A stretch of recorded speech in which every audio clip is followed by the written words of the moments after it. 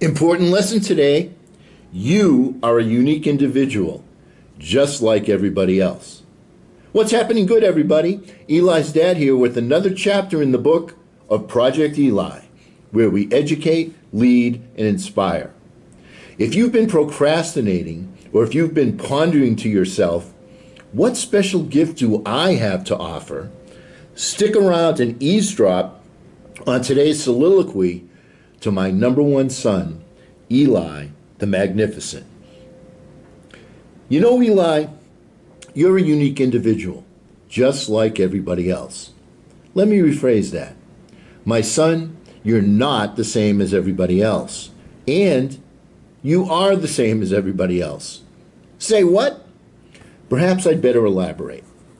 When you stop and think about it, we all have blood flowing through our veins, five senses, hair, though it may not be located in all the same places, feelings, desires, a vision for ourselves, vital organs, and belly buttons. Now, though I consider myself fortunate to believe that I am different than everybody else, I'm grateful that an orthopedic surgeon knew what to do when I recently had my hip replaced. He was confident that he could help me. He's seen scenarios like mine before. He healed me so I could walk without pain and given me hope that I may continue to dominate you when we play basketball again. Fortunately, I have the same parts that he studied in medical school. He knew that if he performed certain actions on my hip, there would be a positive cause and effect results. Thank you, medical science. He'd seen it all before. Now, when you ponder your life and its challenges, you must not think that you are the first person to be born into a poor family, or the first person to have big nostrils, or a receding hairline, or a stutter, or be slow of foot. Eli, everybody has big ears somewhere. We all have perceived obstacles. That is one place where we are all the same. By the way, Eli, many people have told me that you look just like me. Not to worry then, I made it somehow. Anyway, let's talk about some positive things that are the same for everybody. Let's see. Why don't we start with the universal laws? There's the law of belief, there's the law of attraction, there's the law of gravity, there are the laws of electricity.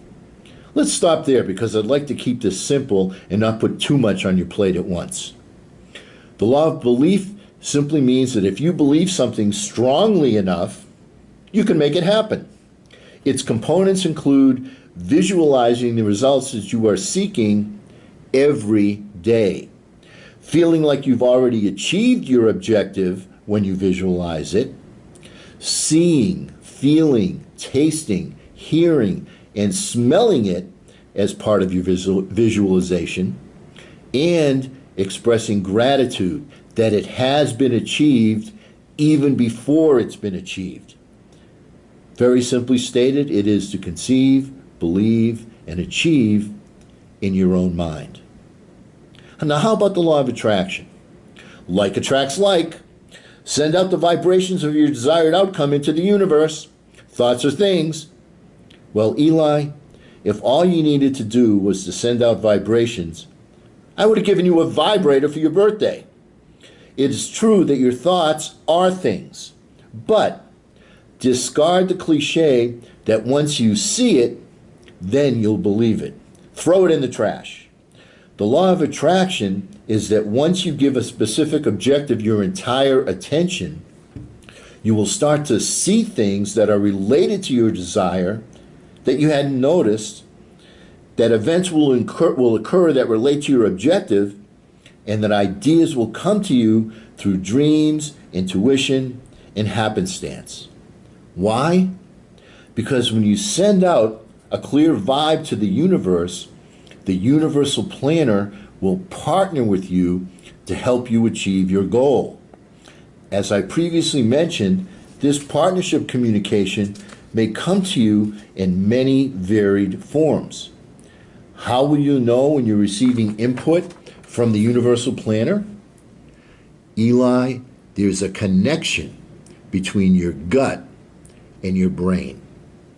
Sometimes the term intuition is used. Well, trust this feeling. Remember two key points. The universe will key in to help solve your issue only if it is a burning desire, your singular purpose. And second, be sure to not include solutions when you dream about the outcome that you're seeking. Those solutions that your conscious self has already attempted without success become part of the message being sent. Leave the line clear for the universe to utilize all of the different paradigms available to solve your issue. Presenting one paradigm limits the universe. Our capabilities house only a few paradigms. The universe has all of the paradigms in the universe. In this case, less is much more. Let's move on to the law of gravity. Be certain that the company you enlist to assist you in your endeavor are positive believers in your objective and or your desire. Now, unfortunately, there are many more doubters than there are supporters of ambitious, innovative thoughts, ideas, and practices. Now, Eli, I've warned you about this before. Be particularly wary of those closest to you because they sincerely believe that they are helping you by discouraging you. And their sincerity sells. Trust your gut. Their gravity will bring you down because, like enthusiasm, gravity is also contagious. Choose the company that you keep judiciously. Now, the vaccine for this virus is the daily doses of belief that you inject into your body upon awakening in the morning and just before retiring at night. If you miss a dose of the belief serum, you run the risk of becoming a manic depressive. You'll get very high on the highs and very low on the lows. Take your medicine at least 2 times a day and escape the pull of gravity. The law of electricity is next. To keep the current flowing between you, Eli, and the universal planner, your partner, you must take action. Where there is no action, there is no current. When you take action, you electrify your motivation, you make progress, and you motivate the universal partner to give you positive and negative feedback. You'll know when you receive positive feedback because we call that progress. It's an addictive elixir. It generates momentum. Negative feedback is also positive because it is the universe telling you that you must seek a new direction, a new paradigm, or a new method to move forward.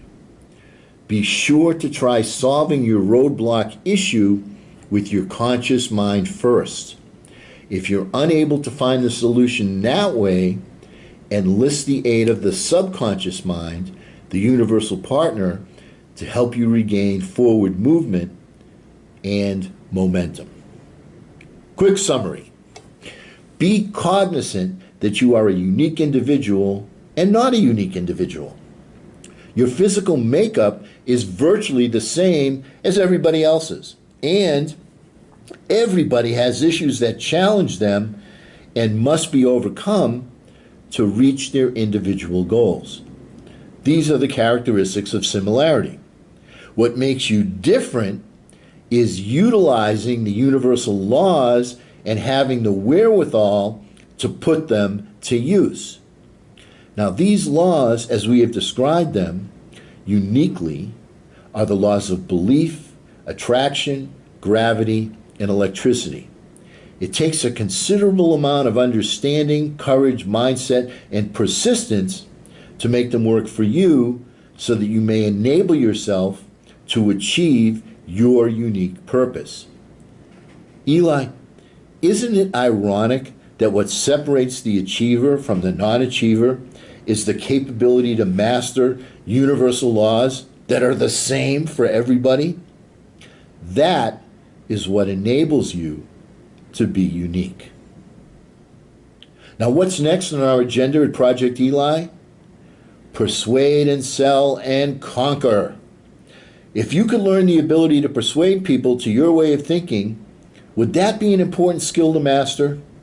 Hey, with that question, I just gave you your first lesson. To ensure that you don't miss out on our next session, you know what to do, right? Click subscribe and ring the bell so you will be contacted. If you'd like to bring the teacher an apple, please leave a comment, a question, or a criticism in the comment section below. Our thought for the day is contributed by the famous inventor Nikola Tesla. And he says, and I quote, "My brain is only a receiver. In the universe, there is a core from which we obtain knowledge, strength, and inspiration. I have not penetrated into the secrets of this core, but I know that it exists." Unquote. And because we never end our meetings on a philosophical note, let's get out there and charge. I'm Eli's dad.